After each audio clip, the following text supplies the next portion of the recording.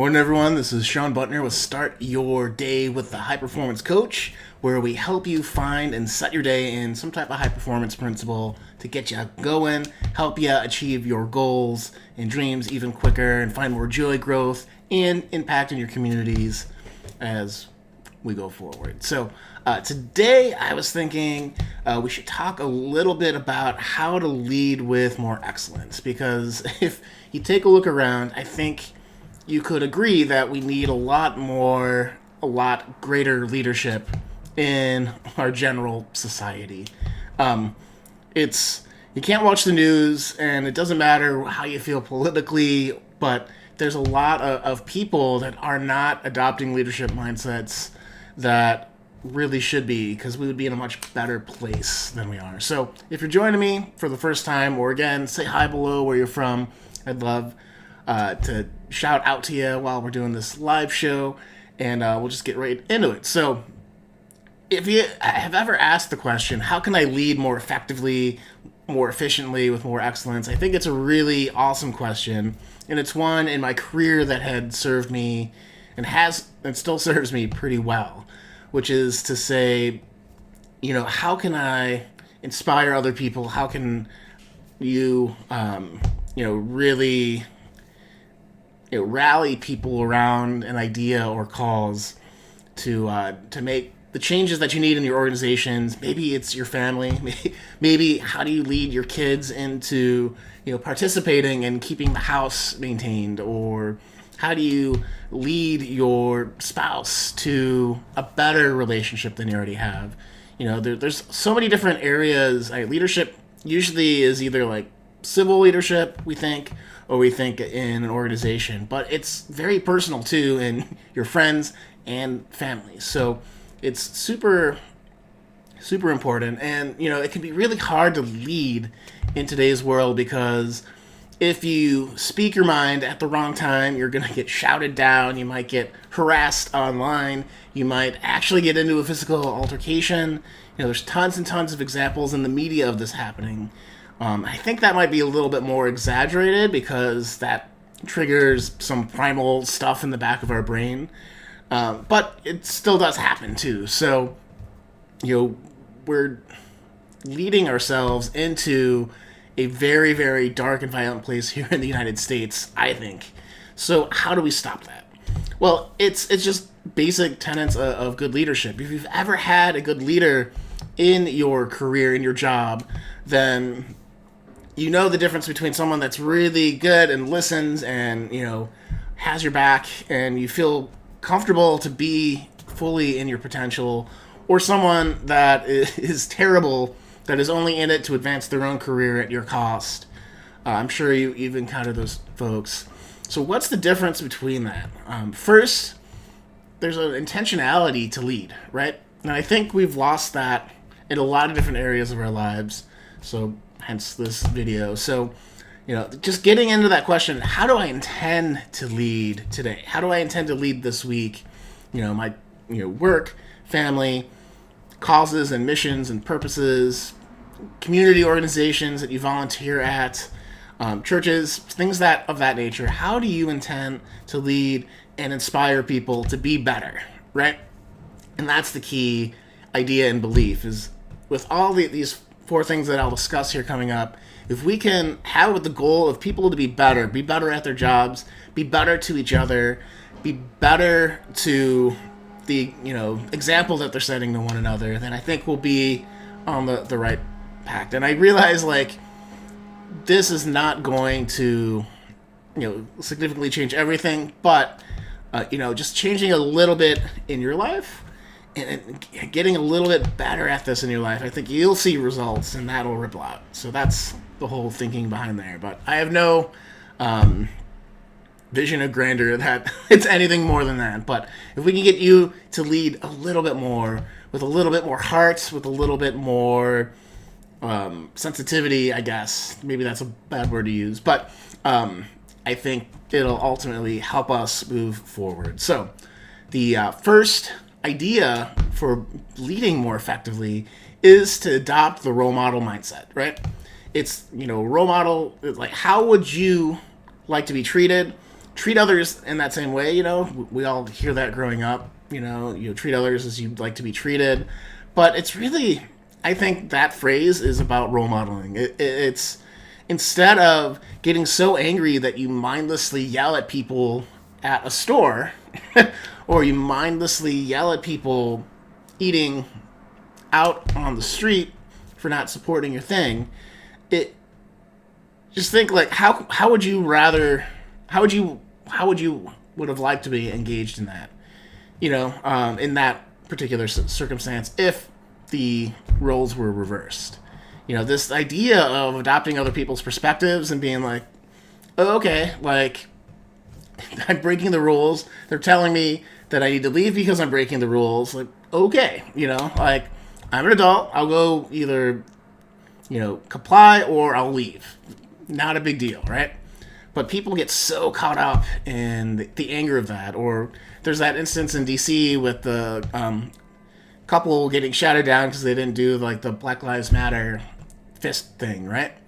Like, people are eating. Like, why are you getting in their face for not, complying with something that ultimately, like, it's frustrating, right? You're minding your own business, and then people are trying to force you into certain behavior that would not fly the other way around. So, basically, I'm ranting on this, but, role model the behavior you want. Be kinder, treat people with more respect, maybe more respect than they deserve. But, I was always taught that you respect people until they give you a reason not to. So don't just start off with these preconceived notions, these preconceived ideas of people's intent, right?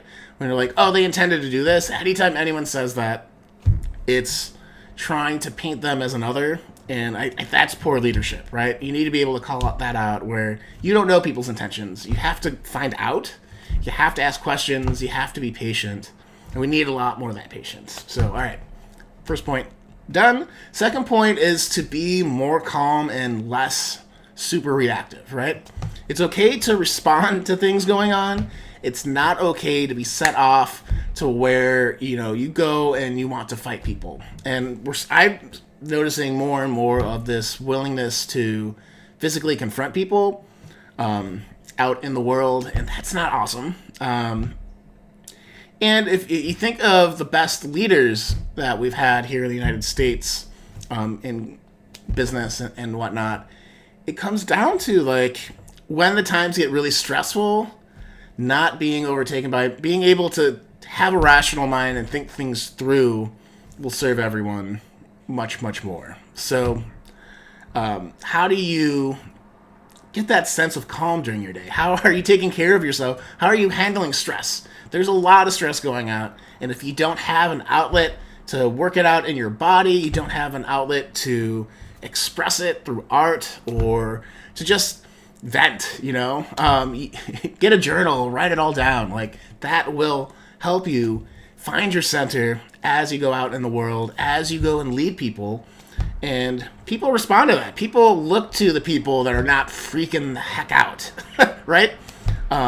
If you had a choice between two leaders, one that is screaming and just really super angry and lashing out at people, and one person that's observing and making suggestions, who would you rather follow?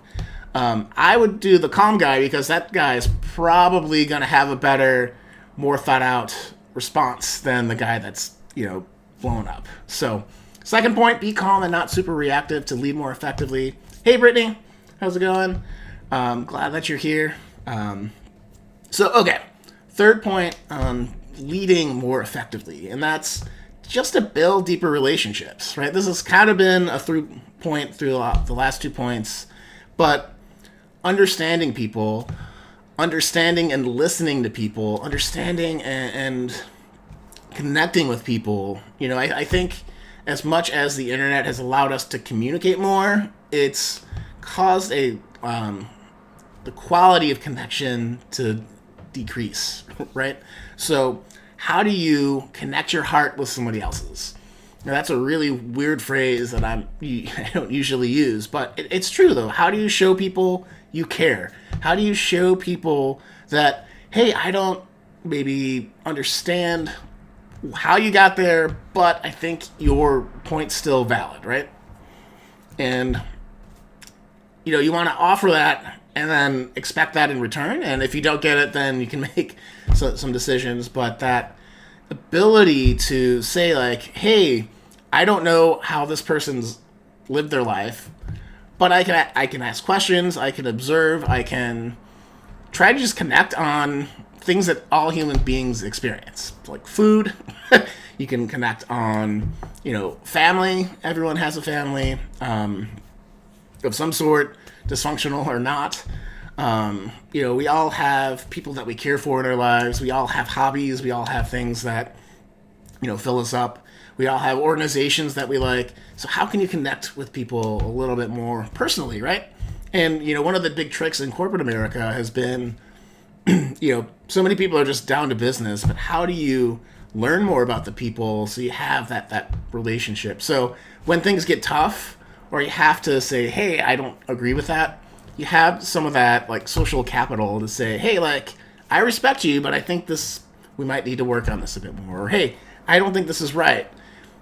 If people like you and you have that relationship, they'll be more likely to listen. So just check that out. All right, the fourth thing, and probably most important thing I think in leadership in today's world, is to speak in concrete terms and not abstract.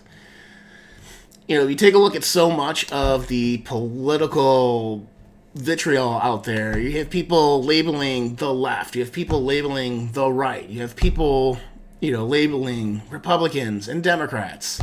And really, when you hear that, people are creating this abstract group of people that they could then make the enemy, right? That's basically what's going on. And so it's not, I read something on Twitter today. It was talking about the militant left, right? Really, what is that? Because it's kind of labeling everyone who's on the left. Really, you want to say people that are committing violence are bad, right? So if you're destroying property, that's bad, right? It's not a left militant thing. It's breaking the law in that case. And it's separate from people peacefully expressing their First Amendment rights. When you talk about people who are, the militant right or the, radical right, it's people that drive their cars into crowds of people that are bad, not the right. Is that just a couple of very basic, broad examples of things that are going on right now?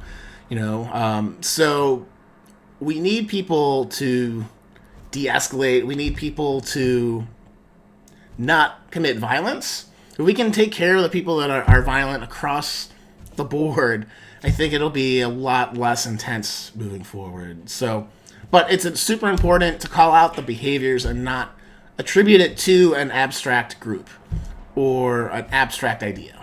I hope that makes sense. Hope that's concrete enough for you. So yeah, label behaviors, not groups of people. Pretty basic. So now imagine if you could implement these 4 ideas more into your life this week. How much more effective would you be as a leader if you were setting a great example, if you were calm and less reactive, if you were building deeper relationships in the people that mattered to your mission, or to you personally, just your family, or in your career, or if you were to speak in more concrete terms and call out people that were doing more concrete labeling of others, like, oh, you don't mean that, you mean people that are doing X. How much more effective of a leader do you think you'd be?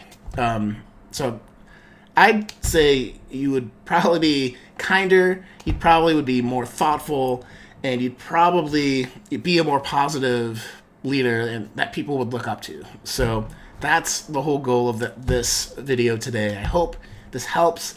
I hope you go out there and you lead with more heart, with more,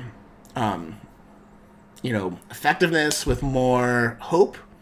And I hope you can spread that and inspire the people around you, because ultimately That's what leadership is, in my opinion. So, thanks for listening to my, I guess, rant on leadership and the state of the world.